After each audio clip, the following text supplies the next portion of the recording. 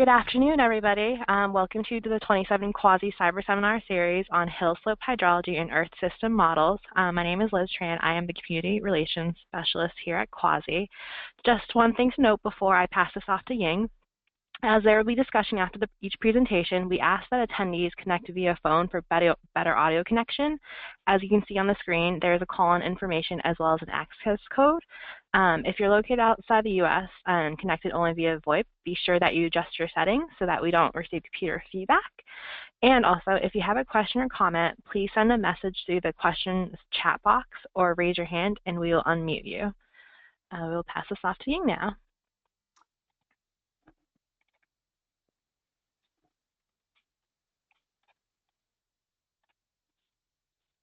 Hi, is this working? It is. We can see your screen. Okay, great. Good morning, good afternoon, good evening, good night, everybody from all over the world, and welcome to this series. And I'm going to just spend a few minutes to give you a context of this series before I pass on to the real talks. And so some of you, and actually many of you, have not been involved in this project before, so I thought I would give you a little bit of overview. And this is a part of the NSF funded project of CUAHSI NCAR collaboration to improve the hydrology in Earth system models. And we have had some workshops, and we thought that this seminar series would help us to really bounce ideas. And so we have, after these workshops and after a couple of conversations, and we have zoomed into Hillslope hydrology in the Earth system models. And I think the picture I show here that I steal from Leho, hope it's okay with Leho, pretty much summarizes the problem we face very nicely. And on the top is the Earth system model framework. It's big. It includes atmosphere, ice, ocean, and the land. And on land, it does not just include the hydrology, but hydrology and vegetation, biogeochemical cycles, and energy cycles, etc. Hydrology is just a small part of the Earth system model, but it is critically important in regulating energy and as well as biogeochemical cycles. So we're talking about global models. We need to keep that in mind, that hydrology is not everything here. We need to really look at the influence of the hydrology on the other processes, particularly the vertical exchanges with the atmosphere. And over these big model grids showing on the lower right side, and each model grid has several different tiles or units. They're generally classified by plant functional types in the natural environment. And so you have fraction of different plant functional types, you have fraction of snow cover. But the grid is flat. There's no topographic variability within the grid. It only has one elevation. And on the lower left-hand side, Leho showed a picture of landscape reality. We have those hills and the valleys. And those hills and valleys are highly structured. And then we know that they make a big difference hydrologically. Two variables that Leho emphasized, and I put in red circle here, are elevation, which induces downhill water convergence. Just that simple. Water flows downhill. And the aspect, and the south and north facing or the sun and shade facing aspect have very different energy, water, and biogeochemical budgets. And so these, you can always count. You can bet that the valleys are wetter than the ridges, and you can also bet that sunny slopes are warmer and drier than the shady slopes. And so this is the kind of hydrologic common sense that is ripe to put into Earth system models. And so we have this 5-part series to explore really, how do we do this? How do we implement the hydrologic common sense into Earth system models and where it would make a difference? So the first one today, really the number one question, I think, is where in the world is this subgrid heterogeneity and structure, and hence lateral redistribution of water and aspect differentiation for energy budget will influence ET and the associated energy and carbon fluxes with the atmosphere over a large model grid. And so we'll go on to the end of May, and each one will address a particular set of questions. But today we're going to really start to get a global picture, to get a sense, to perhaps think about a systematic framework, to really figure out where on Earth this matters. And then to have this global picture is really important before we plunge into the nitty-gritty mechanics of doing this. And so we asked Elham and Andreas to give these two lead presentations. Elham and Jim Kirchner developed a framework based on P and PET balance, mainly from the perspective of the climate, precipitation and potential evapotranspiration, how that changes in elevation. And Andreas and Thorsten had a framework looking at subsurface heterogeneity, the geological control and structure, karst, etc. So I thought those two would provide a nice bookend because hydrology sits in between the climate and the terrain and the geology. And so this would give us a good start point to really come up with a global framework to answer these questions. So with that, I'm going to pass the screen to Elham. And I also want to ask everyone to hold your questions during the presentation, but as soon as the presentation is over, we'll allow a few minutes to answer a few quick questions, but hold the general discussion of the framework until both presentations are over. Thank you so much. Martin, did I miss anything? No, that sounds good, Yang. Thanks.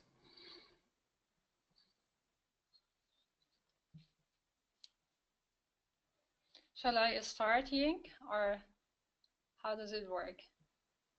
Maybe speak a little louder. Okay. Can you hear me clearly now? Yes. Yes, okay. Do you also see, like everyone sees my screen? Yes. Yes, okay. Thank you, Ying, for the introduction. My name is Elham Rouholahnejad, and together with James Kirchner, we are going to present a conceptual approach to estimate the effects of heterogeneity and lateral transfer on ET. I and James Kirchner will be available for discussion after this presentation. As it is widely known, Earth system models calculate fluxes at coarse resolution 1 degree by 1 degree. And average over land surface and climate heterogeneity and subsurface processes. Switzerland's entire land area is only 4 columns in a typical air system model. At the 100 kilometer by 100 kilometer grid cell scale, large mountain ranges such as Swiss Alps become indistinct. I will present a first attempt to quantify the effect of a spatial heterogeneity and lateral redistribution on grid cell average evapotranspiration over heterogeneous landscape. Our approach used Budyko curve as a simple model for ET. Budyko is a simple and widely used approach for estimating evapotranspiration rate. In Budyko framework, the long-term annual average evapotranspiration rate is a function of both supply from atmosphere, precipitation, and the evaporative demand.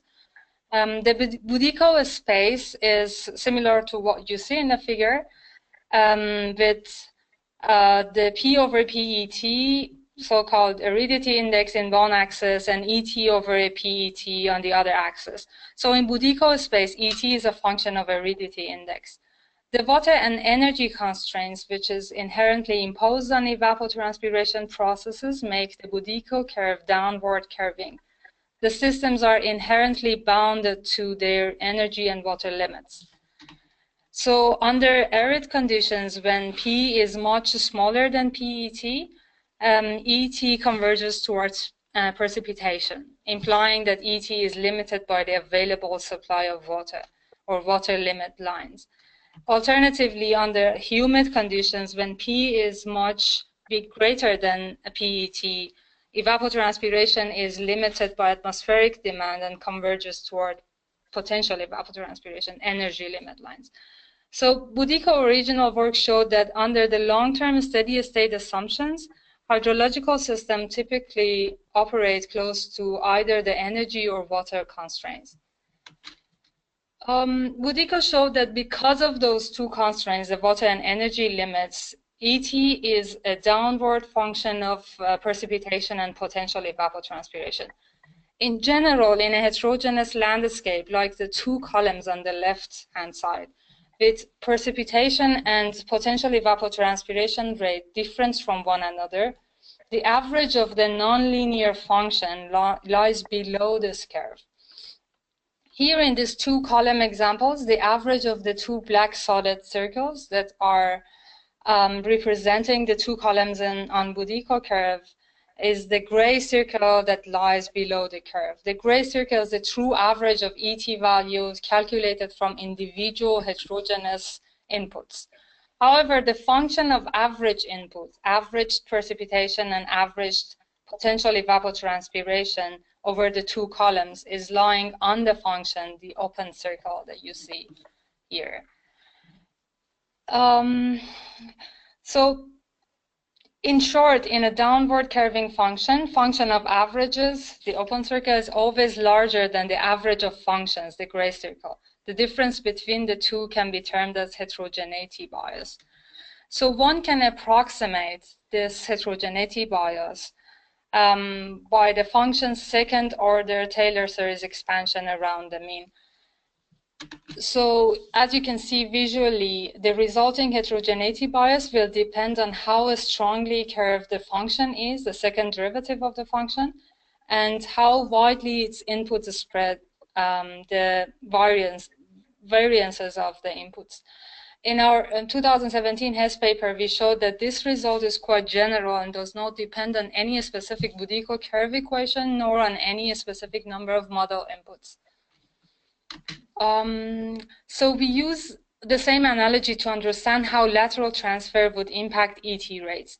In the depicted example here, if water moves from location 1 to location 2, the representative points on Budyko curve also move. Location 1 will be reduced on available water, horizontal shift towards left, and location 2 receives more water, and therefore it has horizontal shift towards right side.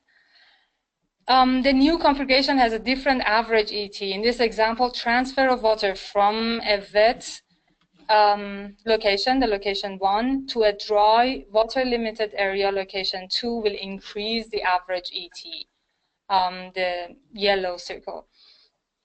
So the net ET effect depends on the amount of lateral redistribution, how far the points are moving on the Budyko curve, and on the degree of the curvature between the 2 points. In Budyko's original work, precipitation is the only source of available water, but we assume that the water can be available through lateral transfer, and we redefined the aridity index in the Budyko framework to take account of water that becomes available for evapotranspiration, either through local precipitation or through lateral transfer.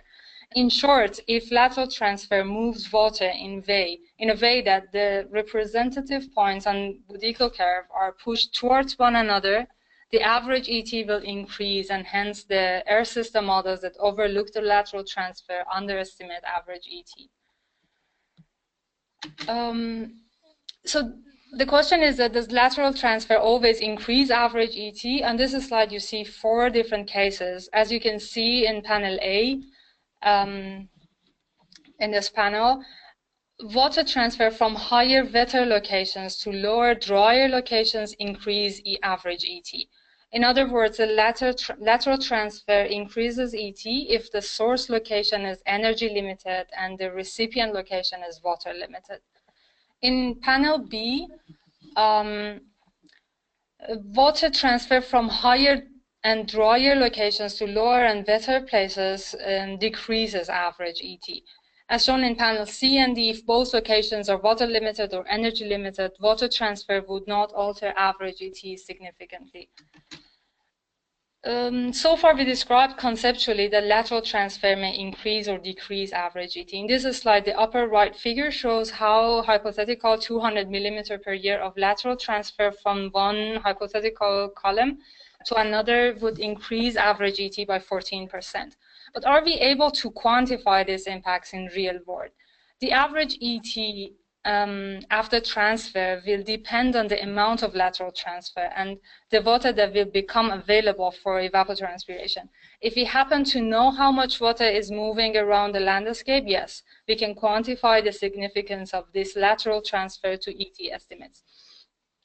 Unfortunately, coming up with the exact amount of lateral transfer and water availability is not straightforward.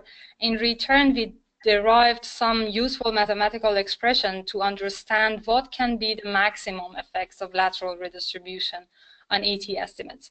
The lower left panel shows that the average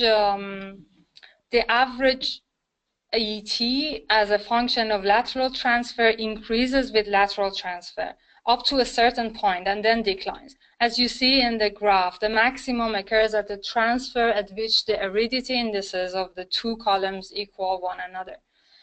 By calculating the first derivatives of ET as a function of lateral transfer, we could derive parametrically the lateral transfer at which the average ET will be maximized, and from there the optimized evapotranspiration, basically. How big are these heterogeneity and lateral redistribution biases at global scale, and where around the globe these effects are important? We took the world CLIM data at 1 kilometer resolution available at global scale, precipitation and potential evapotranspiration data, calculated ET at 1 kilometer resolution using Budyko functions, and then averaged them at 1 degree grid cell. We also aggregated the input data at 1 degree grid cell and then calculated average ET at 1 degree by 1 degree grid cell using Budyko function. This is the function of average, so-called. The difference between these two is the heterogeneity bias. So in this slide, the top 4 figures show the input data that we use, and the lower larger figure shows the average ET calculated at 1 degree grid cell using the Budyko function. In this slide, the top 4 panels show the standard deviations of precipitation, potential evapotranspiration, aridity index, and the elevation at 1 degree by 1 degree grid cell. And the lower panel shows the heterogeneity bias in ET estimates at 1 degree by 1 degree grid cell. Again, so this calculation is based on the theory that I laid out before.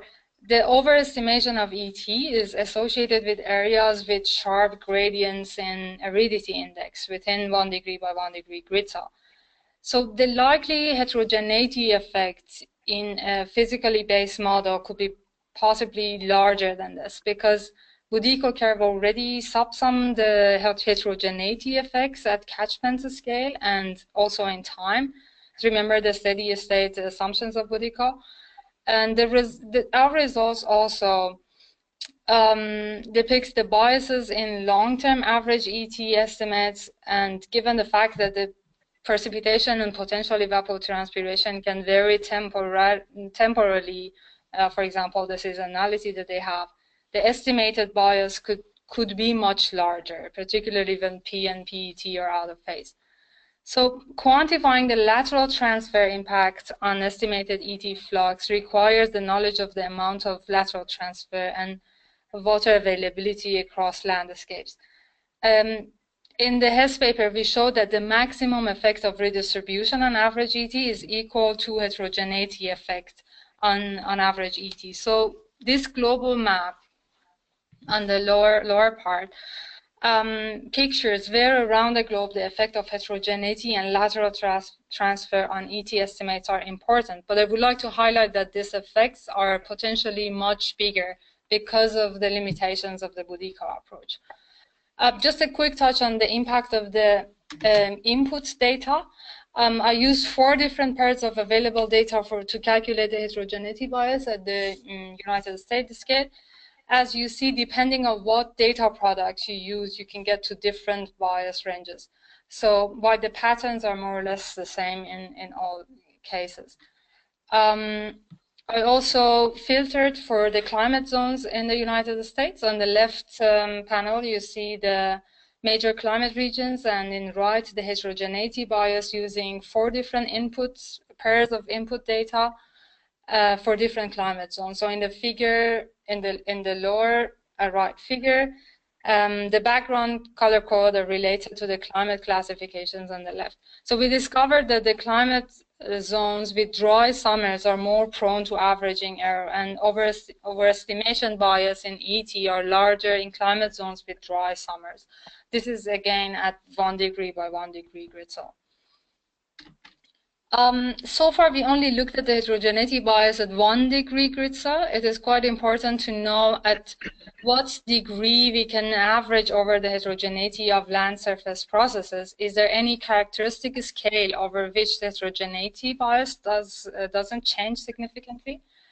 Here we took the example of Switzerland and used like 500-meter resolution precipitation and potential evapotranspiration data and calculated the heterogeneity bias at different spatial scales. As we see, when the as we aggregate over a larger scale, the average estimate here for ET are erroneous over a larger area. At 2 degrees, for example, almost all Switzerland is orange, like highest average error, while at the smaller scales, a few grid cells in South Switzerland encounter large heterogeneity bias. So it's also important at what scale we are averaging the processes. So I would have liked to go through the case studies that we tested the theory and the idea on, but due to the time constraints, I won't go through these slides. I just wanted to highlight the take-home messages, both for heterogeneity and the lateral redistribution part. For the heterogeneity, averaging over subgrid heterogeneity in precipitation and potential ET as typical Earth system models do leads to overestimation of average ET in heterogeneous landscape. And this overestimation strongly depends on topographic gradients and the standard deviations of aridity index. In the lateral redistribution case, the take-home message would be that lateral transfer can increase or decrease the average ET, and the lateral transfer from energy-limited areas to water-limited areas increases the average ET. So with that, I will pass the presentation to the next presenter, or yeah, I'm basically done with the presentation. Yeah. Thank you, Elham. Stay on for a moment for questions. Sure. Sorry, if you have any questions, please raise your hand or type it into the questions chat box, and I will unmute you.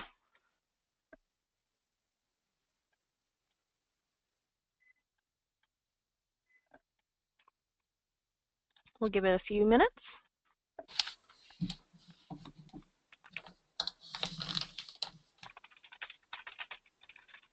Can I ask a question? Of course. Yeah. Do you have plans to increase the sophistication of your model to go beyond the mean annual water balance to begin to account like things like seasonality and other things that have a large effect on the water balance? Well, can you hear me now? Yeah. Yes.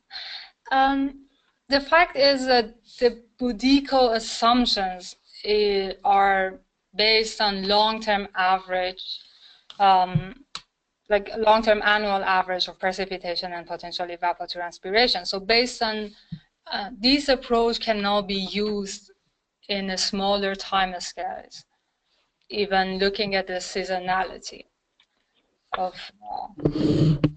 But I mean, an interesting question to ask is whether one can express evapotranspiration rates as a reasonable function of, or more precisely, a differentiable function of some atmospheric forcing and some water availability over other timescales. Obviously, water availability then is no longer precipitation, it's now some measure of storage, and then you have to think about how that storage is modified both by evapotranspiration and drainage and so forth.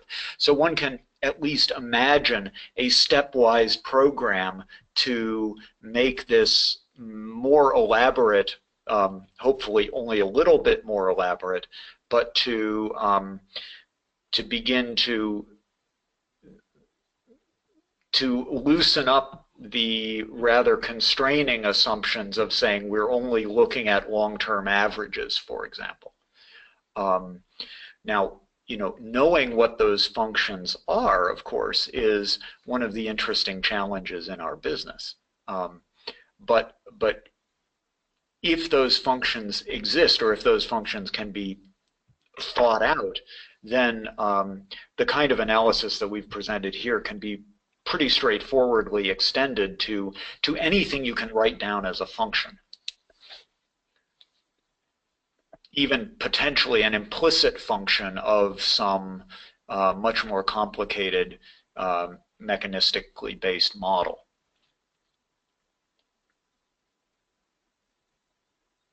I don't know, but that's what I tried to do. All right. It looks like we have a question from John Duckin. So John, I'm going to unmute you. So John, go ahead and ask your question. It's actually coming from Larry, who's here, so I'll let him ask it directly. Okay. Okay. Very interesting presentation. Looking at the variance at 1 kilometer assumes that you have effective transfer at that scale. Hillslopes are often much shorter. What does the scale, what John wrote is, what is the length scale of the hillslope as the basic drainage unit with a sink, with an absorbing sink at the bottom called the stream?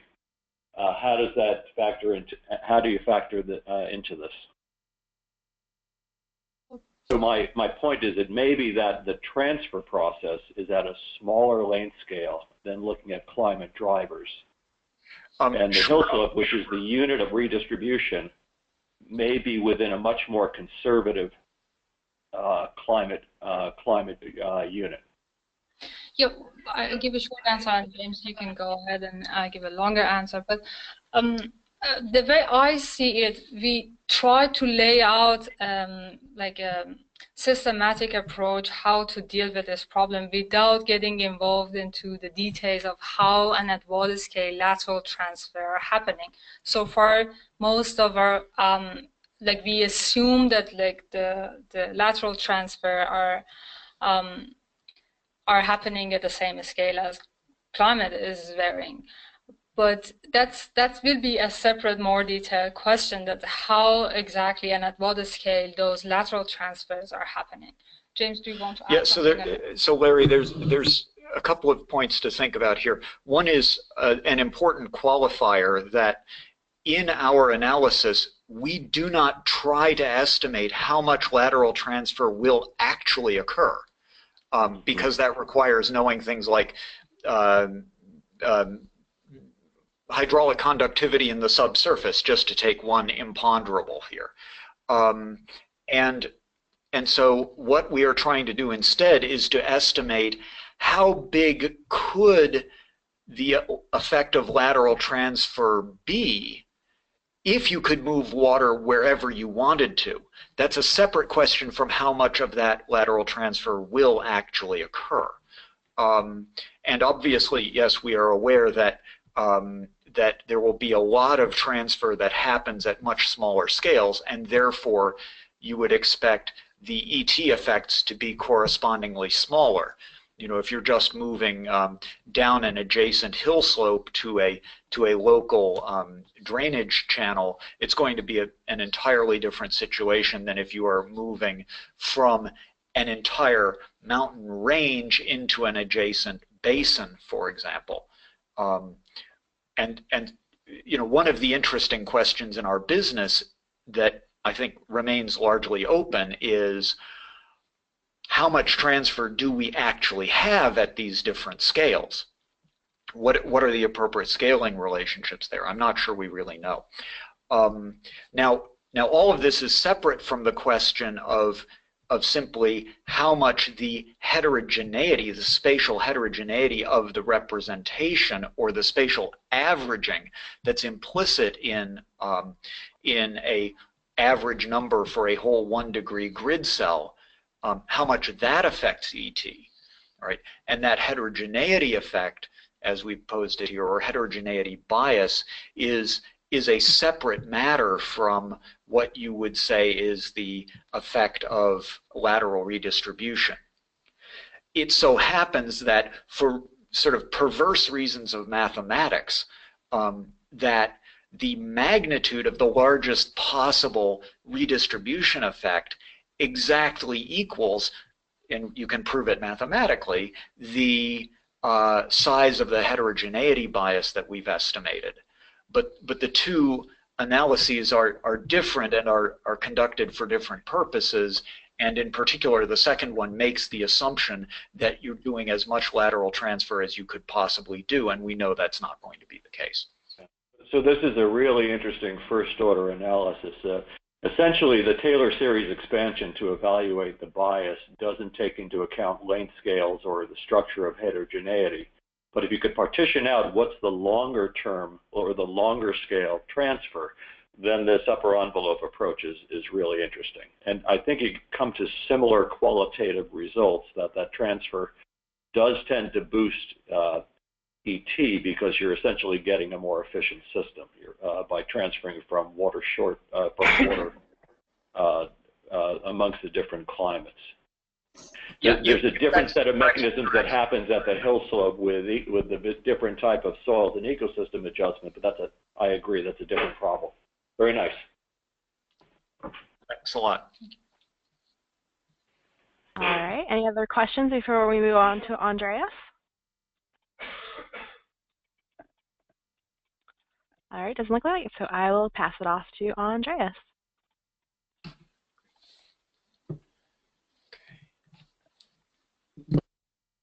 Okay, can you hear me?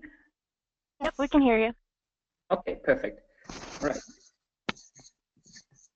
Okay. Okay, so first of all, thanks for the invitation. It's me alone today. Thorsten is unfortunately not available this evening, and I'm speaking to you from Malaga, Spain. So at least it's warm here. So I'm alone, but it's warm, and I will speak to you today also about the effects of heterogeneity on lateral redistribution and how it affects hydrological variables. But I will rather focus on the subsurface than on the surface and the climate variables, as you will see in the following slides. So in this figure, you see how Earth system model might represent the shallow subsurface of some hydrological system at a grid cell scale. So you see the precipitation comes in, some evapotranspiration leaves the system, which is dependent on the land cover, similar to the figure of Lejos that Ying showed at the beginning. There is some infiltration into a rather homogeneous soil layer or 2 or 3 layers. Then there is some vertical percolation, which becomes recharge in some of the models, and some surface runoff that is created mostly as a function of the saturation of the soil. So I'm a bit more focused on karst hydrology, which I explain you by the next figure. So this is, that's the PCR globe model. It's a typical model that's applied on a global scale to simulate hydrological water balance. So when we come to my field of research, you rather cope with landscapes that look like this on this photo. So it's carbonate rock, which is dissolvable. So chemical weathering takes place and it creates very heterogeneous landforms. And this is a picture taken in the Mediterranean. So you have a mixture of soil and bare rock. And of course, you can imagine when it rains in such an environment, the water won't just directly infiltrate into a homogeneous soil, but it will partially infiltrate in the soil, partially it will flow laterally to the next soil pocket, or it might infiltrate directly into a fissure. So what I did within the last few years, I tried to develop a large-scale model that takes into account this lateral redistribution of water due to the heterogeneity of the subsurface. And it more or less looks like this. So compared to the other model, I have a function that expresses the variability within the grid cell, and it expresses explicitly the variability of soil depth of 2 different layers and the variability of vertical hydraulic conductivity. the result of this is more or less that you have a lateral redistribution of water from cells that have low storage capacities and low permeabilities to cells, or not cells, but parts of the model that have a larger vertical permeability and larger soil storage. So you have something which we sometimes call preferential flow or flow concentration. And the result of this that I have is that I have a lot of redistribution, but almost no more runoff, which is a common fact for karst regions. So the idea of the study that I present right now is more or less a model intercomparison. So it's a comparative study to assess the effects of heterogeneity on the hydrological cycle at a larger scale. So many people worked on this on a catchment scale or aquifer scale, but on larger scale it was not really explored yet. And the general question of this research was, how does subsurface heterogeneity impact large-scale hydrological simulation? The study area, if you want to call it study area, it was the carbonate regions of Europe and a bit of the Northern Africa and the Middle East. And we chose those carbonate rock regions because they are known to produce strong subsurface heterogeneity because of chemical weathering, which is called classification among hydrogeologists. And to parameterize our model, we subdivided all those carbonate rock regions, which are shown, which are the colored areas in the map in the middle that you see, into 4 different subunits. So, and I added some sketches how they might, like how you can imagine them more or less. A humid region, a Mediterranean region, a mountain region, and a desert region. We identified these landscapes with cluster analysis using topographic and climatic data. In this research, we were mostly interested in on the effects of groundwater recharge, but in karst regions, as we don't have surface runoff, everything which does not become recharge becomes evapotranspiration. So on a medium-long time scale, groundwater recharge is directly related to evapotranspiration. First of all, to see whether this new model makes sense at all, we tried we collected some independent data from literature review and compared the observed recharge from those studies with the simulated recharge of the 2 models. So you see the blue line, the karst model, or the heterogeneous representation, as I called it in the study, and the orange line, the simulations, or the regression between the simulations of the homogeneous model, which is the PCR globe model in this case. And it's clearly obvious, okay, there's a lot of spread among the different simulations and observations, and there's of course the studies that were not done at a grid scale of a quarter of a degree as the models, but they were done at a catchment or aquifer scale. So there's a lot of spread, but you can see the pattern that the homogeneous representation underestimates groundwater recharge. So when we got this as a paper into review, we got a lot of criticism because of the differences among the models. So the karst model is a rather parsimonious model with 4 parameters, and we had to apply some parameter estimation strategy. So it can be rather treated like a lumped catchment model for a grid cell, while the PCR globe model is rather physically based and it's parameterized with a priori information. So of course it's not directly possible to compare those models and to claim that the heterogeneity in the karst model is the reason for the differences. So to test that, we turn off the heterogeneity process in the model. So we set the subsurface homogeneous and we prohibited the lateral flow concentration. And what we got is a green line. And you can see that the heterogeneity model processes turned off. It's much closer to the PCR globe model, which is a homogeneous representation. So we had some reason to believe that the heterogeneity process play a big role in explaining those differences. So to understand more what's happening, we created a measure or metric called recharge sensitivity, which is the median change of recharge according to different climate variables that we pick. So this measure the recharge sensitivity can be explained how, or can be defined as how responsive one variable is to the change of another variable. And those variables were explicitly the annual precipitation to express water availability, the mean annual temperature, which is closely related to energy availability and a bit also to potential evaporation. And the last one was the mean intensity of the upper quartile of rainfall events. So it's a metric that expresses the influence of the high intensity events, of that events with higher rainfall intensity. And in these three figures, I will show you the results.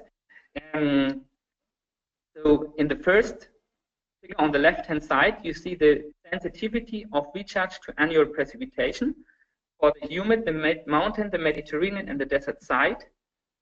It's always a pair of box plots. The left one represents the heterogeneous, the CUAHSI model, and the right one represents the homogeneous model, which is the PCR globe model. And here, for the recharge sensitivity to precipitation, we see that the homogeneous model is actually more sensitive to changes of precipitation than the heterogeneous model, which is due to the generation of surface runoff that is highly dependent to this soil moisture variability. And if we have more soil moisture, this relationship becomes more sensitive. So this is the reason why we have more sensitivity for the homogeneous model in the mountain humid region. If we come to the desert and Mediterranean region, we see that the heterogeneous model becomes more sensitive. And I will leave this open until we spoke about the temperature. So when we go to the temperature, we see a very simple pattern. And we see that the sensitivity of both of the models increases when we go to regions with higher temperature. And it decreases again when we go to the desert region. And the reason for that is quite simple. If we have more temperature, more energy availability, a larger fraction of the precipitation becomes evapotranspiration instead of recharge. So some sort of disconnection of recharge and precipitation occurs. And this takes place more intensively for the homogeneous model because it does not allow for the low concentration. So instead of channeling the water to regions of higher permeability, the water is stored in the soil and consumed by the plants, which does not take place in such a large amount for the heterogeneous model. So the fact that we have more evapotranspiration in the homogeneous model and the fact that we have preferential flow and recharge concentration in the heterogeneous model are both the reasons why we have more recharge and less evapotranspiration in the heterogeneous model. Like when we look at the rainfall intensities, we don't see such a strong pattern, but it slightly resembles the recharge sensitivity to precipitation. So we did not see much more relevant information in this last explanatory variable. In general, we can say that the heterogeneity produces more recharge because of the runoff, the recharge concentration, and the less evaporation in the soil surface. We coupled both of these models with the CMIP5 model ensemble, and you see here in the figure how the recharge changes up to the year 2099. This is 20-year averages, and the temporal variability is always the standard deviation of the annual recharge in the 20-year average and 20-year window. You can see the pattern that we found in the comparison with the observation is also visible for the entire landscapes or for these entire regions, and this pattern also remains in the future. So because of the heterogeneity, we have actually more recharge than we would expect applying a homogeneous model. So what does this mean? First of all, I have to make some advertisements. So CUAHSI regions are important in Europe and in Northern Africa and in the Middle East. They represent almost 25% of the land surface. So it's carbonate rock, which can be karstified. And in those regions, we have almost 500 million of people that live there. And for those regions, the lateral redistribution that is caused by the subsurface heterogeneity processes significantly altered the hydrological behavior. And in the case of karst regions with preferential recharge and a distribution or a variability of soil depth, we have more recharge and less evaporation at the surface.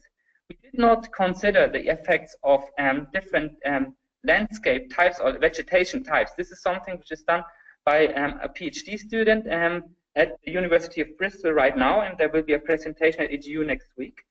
And we also did not consider what happens to the recharge when it finally reaches the aquifer and emerges at the surface. Because if you have more recharge, you have more groundwater, and this has to emerge at the surface somewhere, and at this point, you might have more evaporation than previously expected. But at this point, we only looked at vertical fluxes and not lateral fluxes. So this is something which was taken into account by other colleagues at Bristol, but in this study, we just stopped at the solar subsurface. Thanks for your attention. All right, if you have any questions, please raise your hand or type it into the questions box.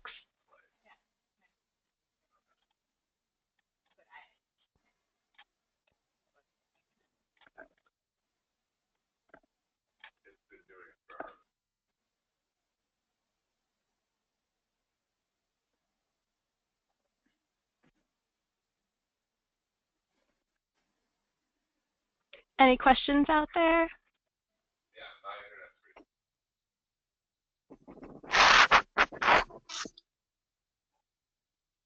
If we don't have very specific questions, I would like to ask the audience to use the rest of the time to really think through what are the frameworks to include everything, basically. From the climate perspective that Elham and Jim outlined, an envelope, a systematic way to really estimate the edge of the envelope and where and what is the maximum influence. And Andreas' presentation reminds us that half of the story is not just climatic vertical water balance and heterogeneity in that, but also the subsurface. The subsurface is a big black box. We know very little, and the karst is probably a special case where the hydrological plumbing is so unpredictable, so complicated, and it gives very little storage, but huge fluxes going through. And so between these two presentations, the ideas presented in the presentations, what really are the essential variables and the interactions of the variables in space and in time? What are the characteristic scales of these variables that would give us a list or some kind of a conceptual model of how they work together to determine how important heterogeneity and lateral redistribution is to the grid average ET. And so going back to the purpose of this whole exercise is to incorporate some of the common sense. And Martin has been talking about the low-hanging fruit. What we hydrologists know so well is important, and that should be put into ESM. That should make it and to energy and biogeochemical fluxes, etc.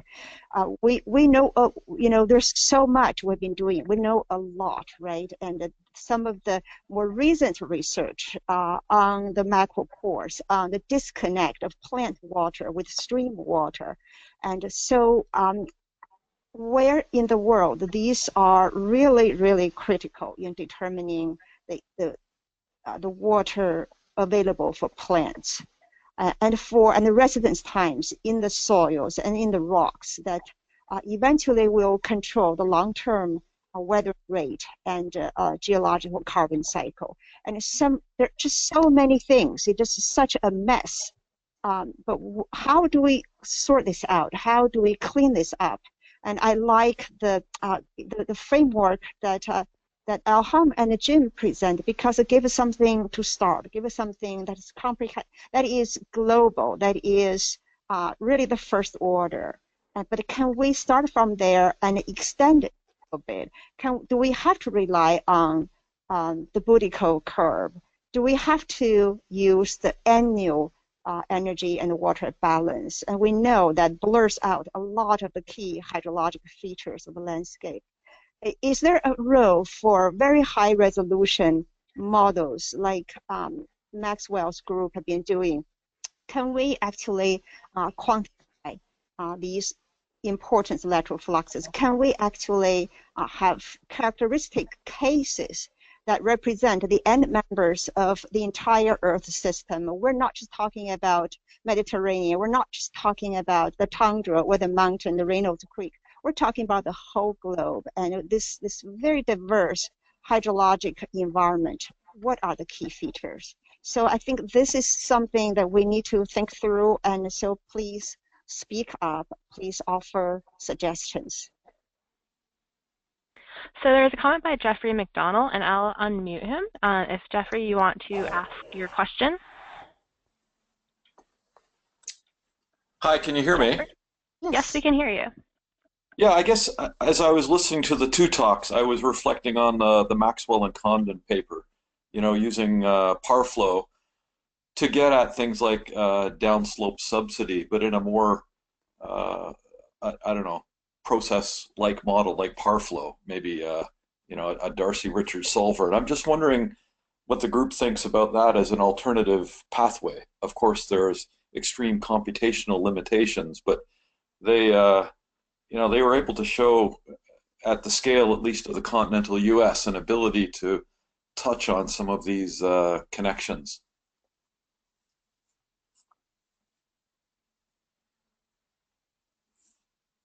Is Reed on the call? No, I don't see him. Yeah, and Jeff, this is something we also talked about. Computationally, it is extremely expensive to do even 1 kilometer run. What they did is 1 kilometer and over a portion of the US. And as Larry earlier brought out, the 1 kilometer is not really the Hillslope scale. And we're talking about what really makes the most sense to hydrologists. You know, of course, the heterogeneity goes all the way from your pore scale and all the way to river basin to continent scales. But in this continuum of mess, a total mess of scales, are there some singularities? And I think many people would agree that hill slopes from ridge to valleys, defined by first order streams, it's something that's very fundamental. And we know that the river flows, we know the water flows downhill from the ridge to the valley, and we know that the sunny side and differs from the shade side. Can we really, you know, the Maxwell approach is a very valid approach, but it doesn't quite resolve the fundamental hill slope hydrology that we're talking about here. So if we do that at 30 meter or 100 meter scales and running a global model, I'm not quite sure, because we don't have 100 meter scale geological information all over the globe either, right? And that conductivity, that permeability, subsurface permeability that Jim spoke earlier is huge in determining how the lateral flow, how important that is. And we'd have no idea how to do that globally. And it varies over 13 orders of magnitude. Hydraulic gradient varies from 0 to 1, but the conductivity varies over 14 orders of magnitude, and it goes to show you how important that parameter is. And we have no way to get a realistic estimate. So even when we have all these high resolution models, we don't have high resolution data to support it. You know, that may not be a realistic way to do it either. right? And to resolve the whole world at the 100-meter scale.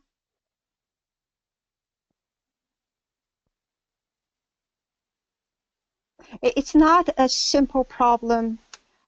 So this is why we need to put all our heads together.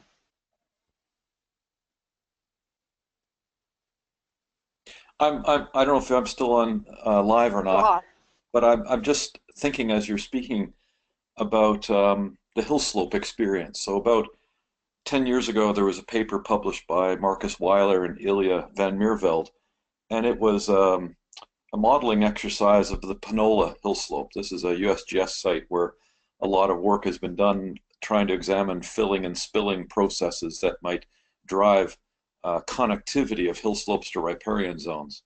Anyway, what was interesting with that modeling exercise, this is using something called HillV, a distributed conceptual model developed by Marcus.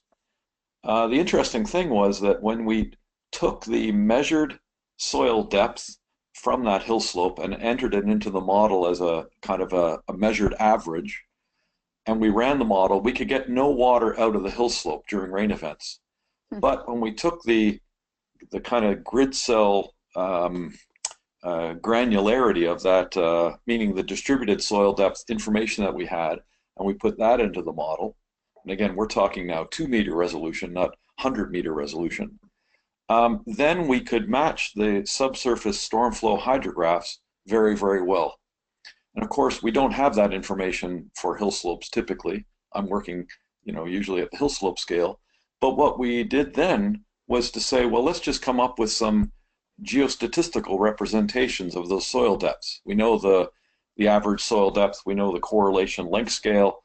Can we just apply that and look at these different realizations, if you like, of soil depth distribution? And lo and behold, that did an infinitely better job than just assuming that the hillslope is one, uniform soil depth. And I guess for me, that helped me understand a little bit that, maybe we can get past this crushing heterogeneity you're just speaking of with so many orders of magnitude variation in hydraulic conductivity, and start to think about the things that are really forcing the kind of filling and spilling activation of hillslope hydrology that we see at sites around the world. And I'll stop there.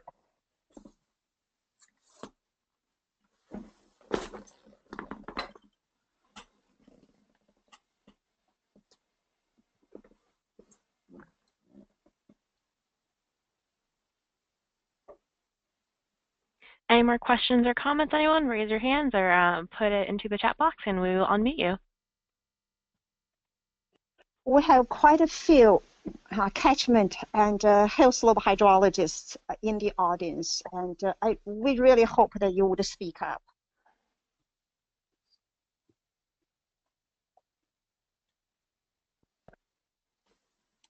John, Duncan, and Larry have another comment, so I will unmute you guys. Go ahead. So we're just having this conversation here in terms of identifying some of these other length scales, following on Jeff's comments. Certainly hillslopes are an important scale, as was discussed earlier, but what are some of these longer length scales as we get up to something like a major aquifer at a continental scale, the Ogallala being one of them? So Jim raised an important question, is how much of that transfer is partitioned between the shorter length scales? And likely the shortest length scales we could resolve are going to be hillslope or perhaps sub-hillslope, as Jeff suggests. But how much is actually going down to the second order stream or the third order stream locally, or even out through major aquifer systems, in which case what Jan is discussing in terms of lack of knowledge of the major geologic structures is key. But even if we can't state how much is partitioned at each of those initially, a first step is to figure out what are the key length scales at which this transfer is actually taking place. Then that upper envelope that Jim and his colleague outlined can potentially be redistributed back amongst those. That could be an interesting research objective, to try to develop those types of distributions from a combination of topography, geology, and climate.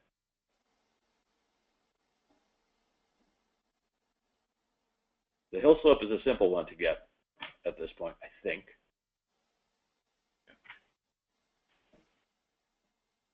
And from experimental watersheds, we have some evidence of how much may be disappearing and showing up elsewhere. The karst is an interesting one because you have a much greater partitioning out towards greater than the Hillslope lane scale. So perhaps some kind of hierarchical analysis of the terrain. Since we don't really have a whole lot of geologic information, perhaps there are ways for us to infer some of the geological information from the terrain expression. That's a possibility, and just working within a series of our well-studied sites, CZOs, to a certain extent LTERs, where we can at least get up to lane scales of, say, tens of kilometers, could be an interesting place to try to outline a set of experiments, not with the need to do it at continental scale. As you mentioned, Jan, we don't have that information, but to see how does it actually vary over very different types of terrains. So, you know, let's think if we start from Elham and Jim's framework, how can we get rid of the Budyko equilibrium long-term average steady-state assumption? The seasonality, the seasonal carryover of storage, and if we are talking about longer distance flow, and also the interannual variability becomes important. So what can we do to extend? Maybe Jim and Elham have plans to do so.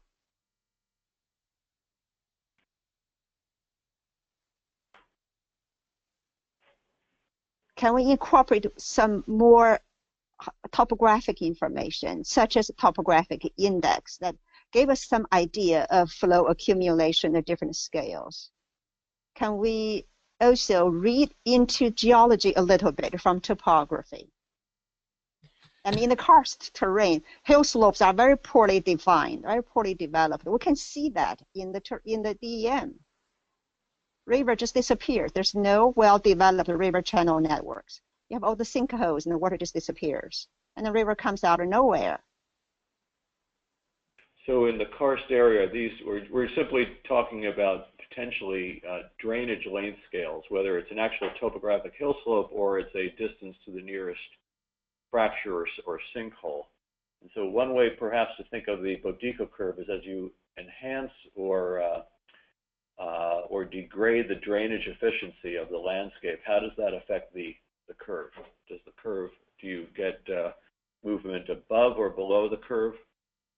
And so as you vary the type of local drainage features that you're seeing, and then average towards larger areas, since you're getting greater than hill slope or greater than local transfer rates, how is that impacting that Budyko curve?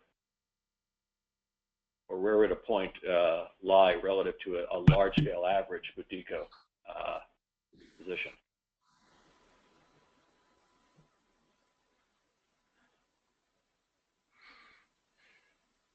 So it's not clear to me whether you can apply a Budyko type analysis on these smaller length scales, if only because in particular, the water limit line no longer applies once you are dealing with either timescales over which you can store water or over length scales that you can move water. So another way to put it is that the water limit is now one of storage and not one of local precipitation, which means you need to know, among other things, the drainage function of your local landscape, and that includes both drainage to blue water and drainage to the atmosphere. And so it's intriguing to think about how you could come up with a functional representation for this, and of course it's been tried a bunch of times. So you know, the question was, do we have plans to go in this direction? I would be a little more conservative and say we have ambitions to go in this direction, although detailed plans are still not there. We have had some very interesting discussions with Reid Maxwell and Laura Condon about the results that they get when they do heterogeneity sorts of experiments and lateral transfer experiments within their model. And so we are sort of at the polar opposites of sort of the complexity scale, if you will. And we are, I think, both sort of searching for some kind of interesting middle ground that can be exploited here. And I think this would sort of raise the question of what is our objective here, right? This community synthesis project and is really to explore this. We may not be able, we don't have the funding, the manpower to do very detailed analysis of the whole globe.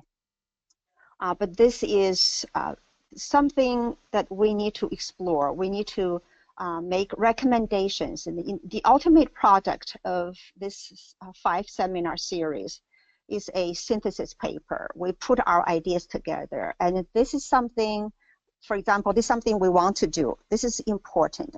Have a global map of where this Hillslope hydrology and subgrid heterogeneity really matters to the grid mean average ET. And this is a simple question and a simple global map, and underestimating, overestimating, like what Elham and Jim have shown, but probably bringing in not just the PET and elevation, and perhaps a little more, perhaps the storage, perhaps the seasonality, not just the annual. Something simple, really important is we're not doing a really quantitative. If we have 5 categories, most important, important, not so important, etc. And that is a huge step forward. We just wanted to really develop a general picture, a first order, but a global picture.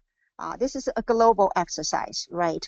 And so if we just shoot for something like that, can we do one step, can we go one step further than what Jim and Elham has done to incorporate more terrain characteristics, to incorporate seasonality, for example. And so this is something that we don't have to achieve again. In our synthesis paper, we can write out these things, and some research group might pick it up, might be able to do more detailed exploration. And so maybe that is something we can agree upon and think about.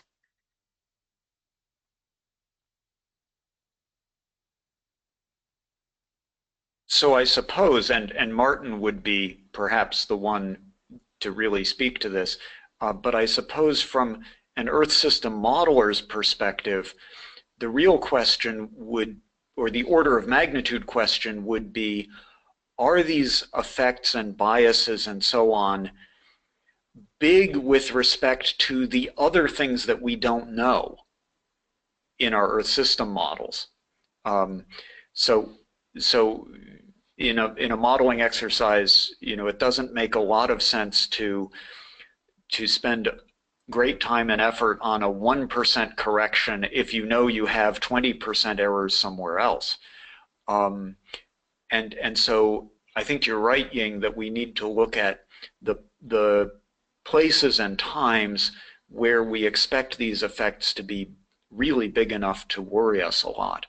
And I think from our analysis, steep mountainous terrain matters a lot, and from Andreas's analysis, violently heterogeneous terrain like karst clearly can matter a lot. And so we've seen a couple of examples here where we can begin to get a feeling for the times and places we might be needing to pay attention to.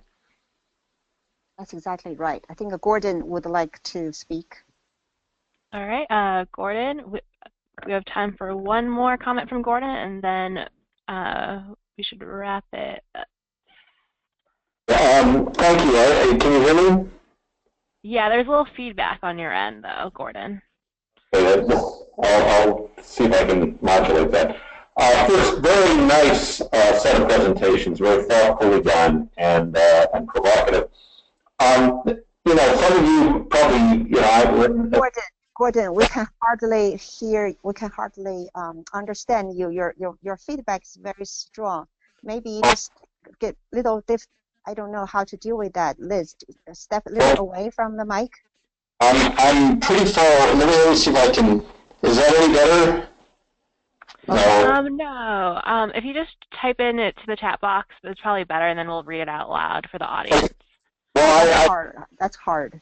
Well, I sort of did. Basically, I'm wondering if we can use drainage density as one of those integrated proxies that Ying was speaking about for subsurface parts. Yes, yes. Drainage density is a key parameter. Yes, I'm glad you brought it up. It tells us so much. It's hard. It's less revealing than it should be, I think. But it may be a bit of a holy grail.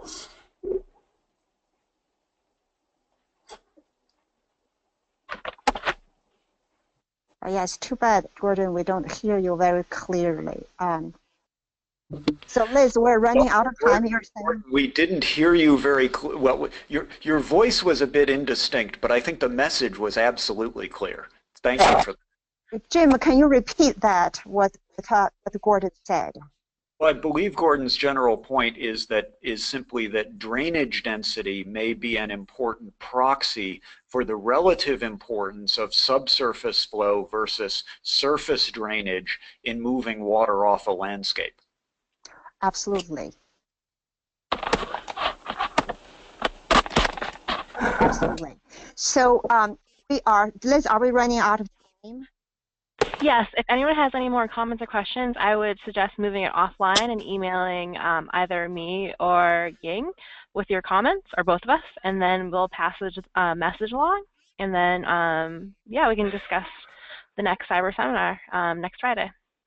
Okay, so what I'll do is I'm going to try to write a summary of today's discussions, and I'll distribute among the people who have been in this project.